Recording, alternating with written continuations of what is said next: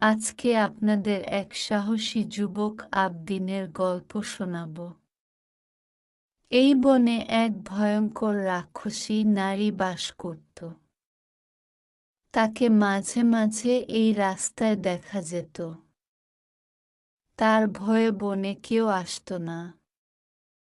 কিন্তু এক সাহসী যুবক আবদিন সে বনে এসে গাছের ফল পাড়ত এবং বাজার বিক্রি করত।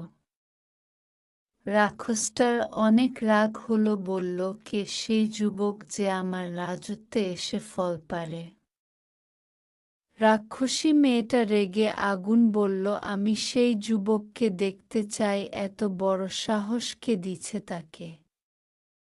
পরবর্তী একদিন দেখা হলো, সেই সাহসী যুবক আবদিন এর সাথে দেখা হলো।